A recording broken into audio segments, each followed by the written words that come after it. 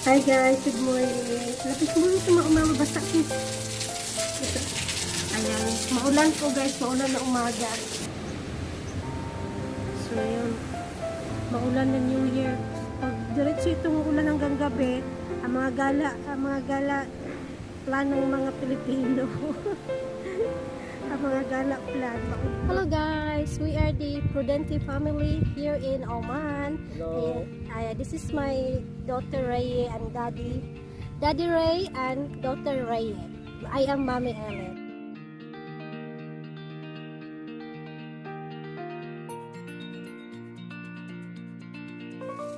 Good morning guys.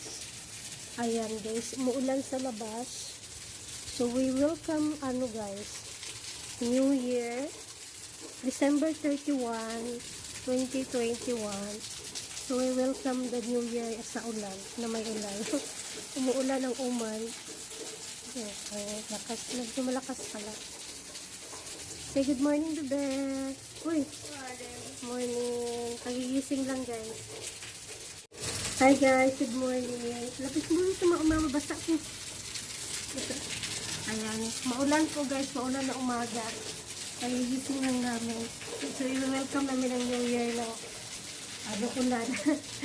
Yung December 31 na kasi ngayon, so i-welcome namin ang New Year. Mamayang gabi na maulan. Sana dire-diretso pang ulan yun. Sandali guys, at basa na dito sa dalian.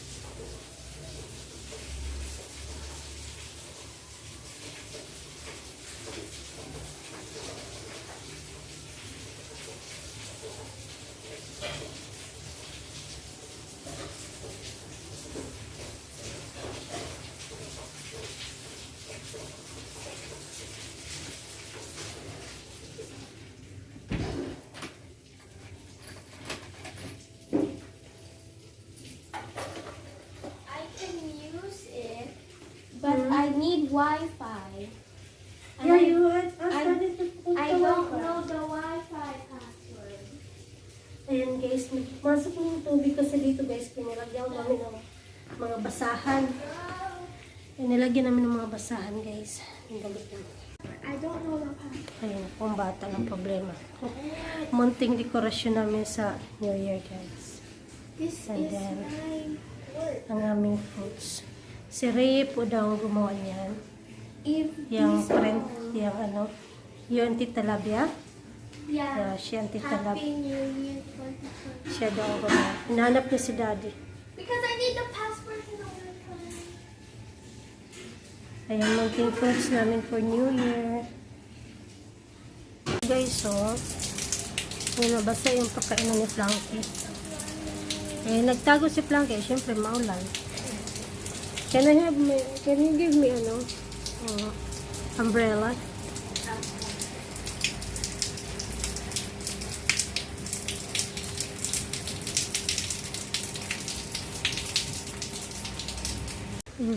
Maulan pa rin guys. Plano ko pa naman na magdilig ng aking tanglad. Eh, sabi ko ba't ang ingay sa labas pagising namin? Sabi ni Reye, Mami, it's raining. Sabi ko, really? Baka umapaw na naman yung water tank natin sa taas. Kasi pag umapaw yun, parang rain din eh. Yung pala, totoo talaga. Tingnan mo yung mga kapatid nating guys. So, papunta yan sila doon sa mosque. Kasi malapit na ang simba mamaya 12 noon. Nagdala sila ng saranilang prayer mat. Kasi for sure, baka ang mosque mabasa. Basta siguro ang mosque. Dahil alam mo naman, open, yung salibo ba? Salibo. Ano bang Tagalog sa salibo? Yung yung pumapasok ang tubig kahit dun sa may mga bintana-bintana. Kaya nagdala sila ng sarili lang prayer mat. Wala, nag-traffic doon. Traffic doon guys. So, tingnan natin. Ayan, may traffic doon sa ano guys, sa highway. Makiusyuso na tayo. May dala naman akong payong. Payong-payong. Ayan, tingnan mo siya guys. May dala siyang ano, placemat. May bit-bit. Papunta din sa ano, sa mosque. Mosque na, doon sa ano, may tindahan. Mababa kasi ito banda sa amin. Kaya yung tubig, dito talaga papunta lahat. Mayroon kasi dyan sa unahan, ano, parang mababang lugar. So, ano ang tubig dyan mag-i-stay. So, pagka ano, ang hirap ng tawag dito, mga sasakyan makalusot. Kaya nag-ano na tawag dito ayun o, nagbabaha. Wala na akong mga sasakyan mo na. Dito ba na ako sa may looban. Natatawa ako, nakakatuwa sila dahil magdadala silang prayer mat. Hindi alam ni daddy lumabas ako. Ay, ang lakas ng tubig guys. Oh, tingnan nyo guys. Kaya pala yan guys, oh. Yan ang tubig, oh. Kaya kung maliit na sasakyan, hirap niya talaga. Kaya pala si daddy ayaw dumaan dito kapag ano, kapag ulan. Ayan guys, so nag-traffic sila.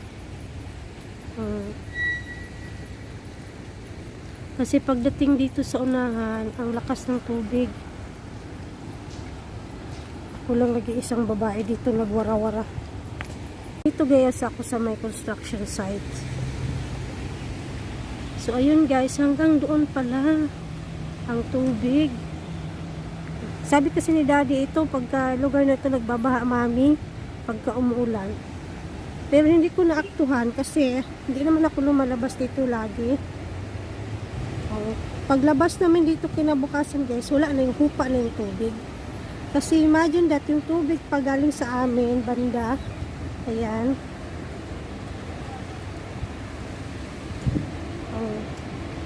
Hindi nakita ni Reye. Ano kayang ginagawa ng dalawa doon? Parang nanguhuli ng isda. Kasi may drainage yan guys. Kaso lang pag natakpan na ng ano, maliit lang kasi ang butas ng drainage. Pag natakpan na ng mga plastic, yung tubig hindi na ano umaagos. Kaya yan. So, yung tubig na galing sa bahay guys, oh, yung yan. Ito yun. Tapos papunta doon. Kaya nagpapangabot ang tubig sa daan at yung galing sa looban. Kaya puno talaga pagdating dyan. Kaya nahihirapan kalusot yung mga sasakyan. Oh. Tingnan natin yung isa. Yung blue, natatakot siya eh. Pagdating kasi doon, malalim na.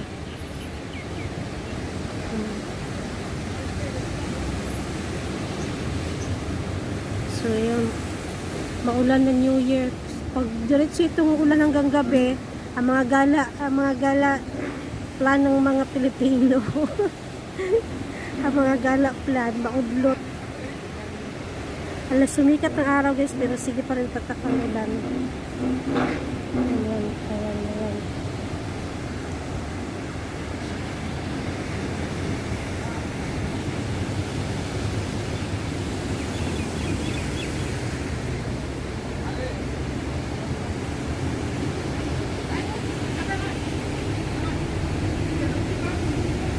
Yan, may malaking truck. Walang problema sa malaking truck. Carry lang yan. Carry nila yan. Pero yung mga kotse guys ba, mga saloon car.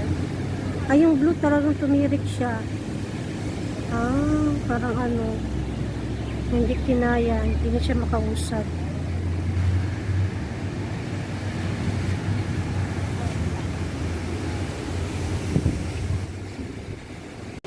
So, yun ang kaganapan ko doon guys, oh, sa likod. Ito, yun ang kaganapan. Diba? Pag tumuloy pa yan hanggang gabi yung ulan. Kaya delikado dyan guys kapag gabi. Kasi hindi masyado familiar sa daan na yan. Baka dire-diretso lang sila. Tapos pagdating doon, ay, malalim na pala. Kasi medyo mababa yan dyan eh. Yun lang kung bakit naging ano yan dyan. Mababa. Hanggang doon. Yun. Ayan guys, ang kaganapan dito sa Alquare. So this is Alquare pala. Medyo mababa. Much more pa guys sa ibang lugar siguro. Yung mas mababa pa. Marami dito guys. Ganito po ang Oman pagka tag-ulan. Kahit kunting ulan lang guys, babaha agad siya. So ayan guys, papasok na ako. Mabalik na ako sa bahay. Ay, ginawa ko. Sisira talaga ako. Ako lang nag-iisang babae dito sa labas. Titingin sa akin yung mga mga tao, mga lalaki. Busy pa naman sila. Oh, papunta na sila sa mosque. May daladalang mga prayer mat.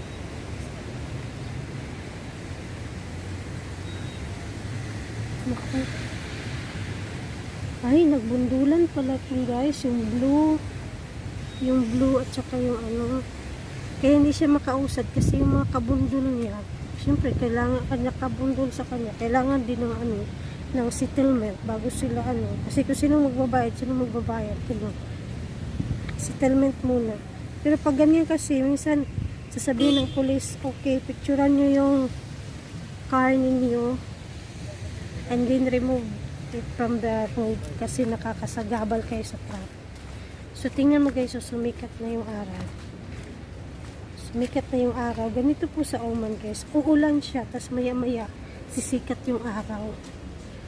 May time na ganun, pero may time talaga na whole day magulan hanggang gabi. So, pasikat ang araw, maya-maya mawala na naman yung araw. Ganun lang siya guys. Yan. Dito na guys, so, ang dami nila kapunta ng mosque. Okay, pauwi na ako ng bahay. Lahat po yan dyan, mga kalalakyan guys, papunta yan ng mosque. Yung iba may bit na placemat, yung prayer mat. So, ito yung water guys, galing dito, napunta dun sa highway, hanggang sa nagpag-abot ang tubig doon. Kaya magtataka ka, bakit napuno ka ng tubig? Yung pala, galing din dito ang iba. Plus yung water pa sa highway. So, yun, papasok na ko guys. Sabi ni daddy, ay nako, nagchismis ka na naman doon. Alright guys. Ayan, breakfast muna kami guys. Mag-cereal sa bababa. Mag-cereal ang bebe. Yeah. Their favorite biscuit. Daddy's here. Nandiyan si daddy? Daddy? Daddy? Oh, say good morning daddy. Tuyo na. Good morning. Tuyo na yung aking sinampay dyan. Tuyo na pamilya mo. Daddy, ang alam mo ba doon sa highway, ang ano lakas ng baha. Pumunta ako doon. Tapos yung ano, Pag-layas ka na pala. doon sa ano, tapos yung sasakyan daddy, nag-traffic sila doon, tapos yung isang sasakyan, nagbundol sila, yung anuhan yung mga puwet nila, hindi sila makaalis. Yung isang lane. Tatawag pa sila ng pulis ata doon. Alam nilang may baha sa ano, tapos hindi nagminor. Hi guys, kape tayo guys. Yung bata nandun nag-cereal. Busy dun sa kanyang bagong cellphone. Pakain ako ng pizza. Yung vegetable pizza lang guys. Pero tinanggal ko yung tomato, tsaka yung mushroom. Si daddy nagkape na kanina. Maaga siya nagising eh. Ininit ko lang to sa oven guys. Init.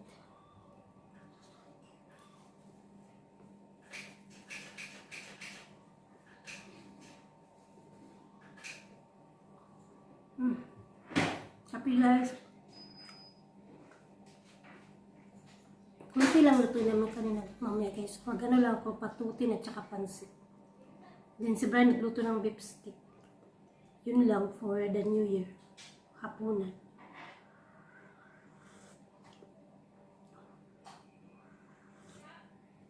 Ayun no, nag-adan na. Prayer time na.